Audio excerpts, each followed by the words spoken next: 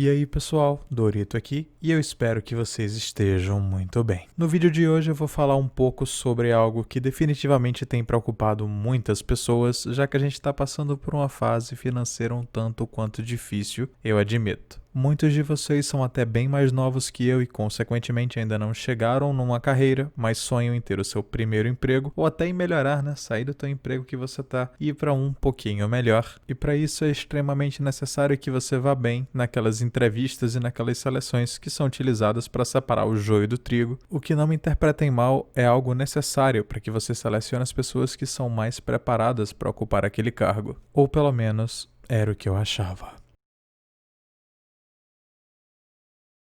Um amigo meu me procurou hoje e, basicamente, com a pandemia, ele está passando por dificuldades financeiras. Como muitas pessoas no país, os pais dele foram dispensados e agora ele está tendo que ajudar em casa. Como consequência, o cara está fazendo um curso na área de informática e está procurando um emprego para ajudar a pagar as contas. Então ele enviou alguns currículos e foi chamado para uma seleção de uma empresa de desenvolvimento de software bem famosa no sudeste do país. O que deveria ser muito bom, mas eu admito que eu fiquei bem preocupado. Além daquelas etapas padrão que você acaba tendo em toda seleção de grande empresa, como o uso bom da linguagem, medição da capacidade de comunicação e habilidades para liderar uma equipe, ele me relatou que teve que passar por um questionário muito constrangedor. E para você que não está entendendo até agora, não foi feito algum questionamento sobre o que ele faria com o dinheiro ou até se ele estava precisando realmente daquele emprego. Muito embora esse tipo de pergunta seja até bem invasivo, é meio que normal que se façam algumas questões que coloquem o entrevistado em xeque para que ele consiga reagir e assim dar uma resposta que mostre com mais clareza o que ele pensa de fato. Na verdade, foram feitas questões sobre a designação espiritual dele ou o que ele achava sobre questões sobre fé, família. Segundo ele me relatou, teve até uma parte em que dava a entender que a resposta certa teria de ser escolher pela natureza ao invés do bem da sua família. Em outra questão também se dava a entender que a ideia de ter uma família era um tanto quanto difícil, talvez até não fosse boa ideia. E lógico, uma série de perguntas que buscavam fazer com que o entrevistado falasse sobre a sua designação política, qual seria sua cosmovisão, quais seriam os seus valores, e se tecnicamente ele estaria satisfeito com a atual administração do país. O que eu sinceramente achei absolutamente estranho, para ser bem sincero. Quando você dedica 25% de uma entrevista de emprego a tentar arrancar informações sobre como uma pessoa pensa em algo que deveria ser íntimo, já que uma empresa de desenvolvimento de software não tem impacto praticamente nenhum no cenário político nacional ou até internacional, eu me venho a pensar para que a única razão lógica para que isso aconteça é para selecionar um candidato que pense exatamente como o pessoal do recursos humanos dessa empresa quer. E para qualquer pessoa que já tenha passado por entrevistas de emprego ou como eu tenha amigos que trabalham nesse setor, isso passa a ser bem preocupante, porque basicamente todo mundo que faz esse tipo de curso voltado a recursos humanos tende a ter um posicionamento um tanto quanto para a esquerda. E veja bem, cada um tem a sua escolha política e eu não posso realmente obrigar ninguém a seguir os valores que eu sigo ou acreditar no que eu acredito. Assim como eu também espero que as pessoas que trabalham com isso não selecionem alguém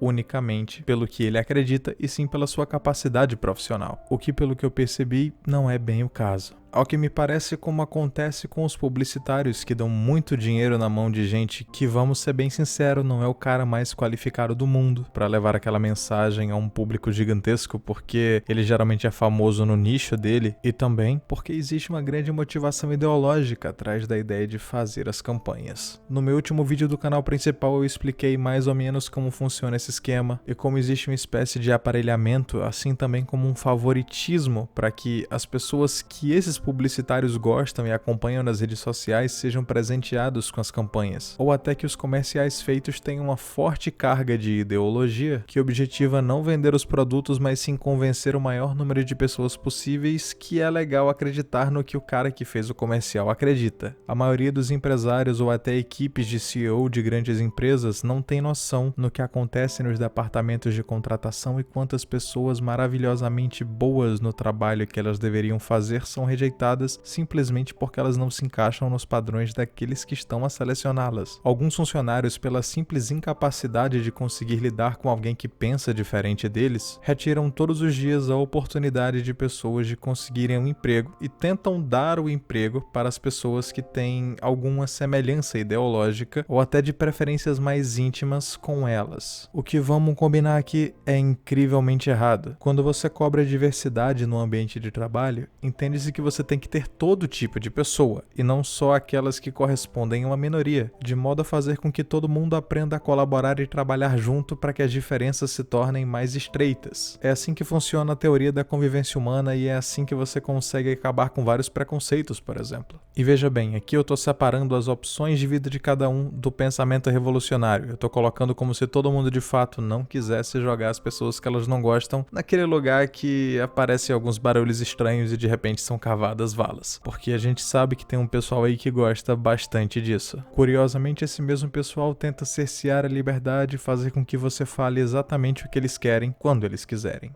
E agora, além de tentarem monopolizar o discurso, eles querem monopolizar o mercado de trabalho, empurrando as vagas de trabalho, sejam elas as melhores ou as piores, eu não tô aqui para julgar isso, para as pessoas que eles querem, sem de fato se importar o quão ruim isso pode ser para uma empresa. Imagina só esse cenário aqui. Você contrata um programador que é muito inexperiente, mas que ele concorda com você em praticamente todas as suas ideias. Pode até ser muito legal almoçar com essa pessoa depois, mas o fato dele atrasar os projetos e prejudicar a empresa, assim como prejudicar o ganho de todo mundo e até o recebimento de salários do pessoal do seu setor, já mostra que essa ideia não tem eficiência nenhuma, portanto deve ser abandonado o quanto antes. E eu sei que falar isso aqui não vai mudar absolutamente nada, porque tentar modificar a cabeça de pessoas que já estão fechadas é praticamente impossível. Na verdade, esse vídeo é mais para falar para você que é um pouco mais jovem que muito provavelmente, se você foi rejeitado e você é como o público do meu canal principal, você tem os seus valores, você tem as suas crenças, você de fato não concorda com algumas coisas que são moralmente erradas. Bem, continue assim.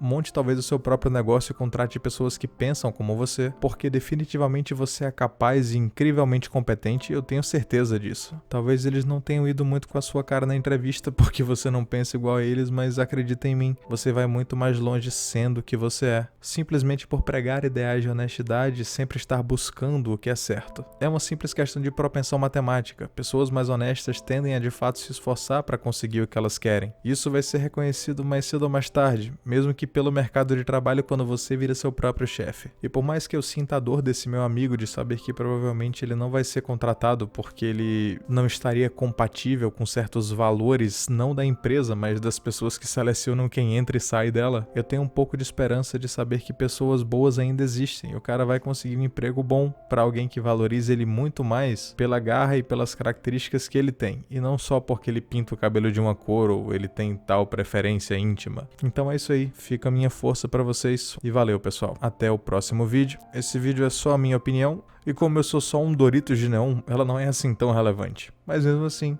até a próxima.